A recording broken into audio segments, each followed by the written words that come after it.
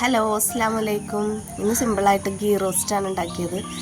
ഒന്ന് ജസ്റ്റ് ഉണ്ടാക്കിയതൊന്ന് കാണിച്ചെന്നുള്ളൂ. ആദ്യം തന്നെ തേങ്ങാ ചമ്മന്തി ഉണ്ടാക്കി, കടുക് വറുത്ത് വെച്ച് സാമ്പാർ ഉണ്ടാക്കി, പിന്നെ തക്കാളി ചമ്മന്തി, തക്കാളി സവാള അതൊക്കെ ഇട്ടിട്ടുള്ള ചമ്മന്തില്ലേ, അത് ഇവിടെ നിർബന്ധമാണ് കേട്ടോ. ഞാൻ ഗീ റോസ്റ്റ് ഉണ്ടാക്കാൻ വേണ്ടിയിട്ട് പാൻ അടുപ്പത്ത് വെച്ചിട്ടുണ്ട്. മാവ് കോരി ഒഴിച്ച് അതിലേക്ക് ഗീ പുരട്ടി കൊടുക്കുക ചെയ്യാം. ഇന്ന് ഉണ്ടാക്കിയത് ജസ്റ്റ് കാണിച്ചെന്നുള്ളൂ.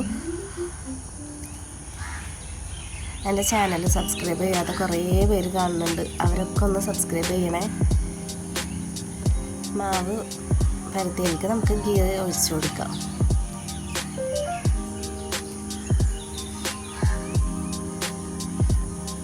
ചെറിയൊരു നീർദോഷമൊക്കെ ഉണ്ട്, അപ്പോൾ എൻ്റെ വോയിസൊക്കെ ഒന്ന് മാറിയിട്ടുണ്ട്.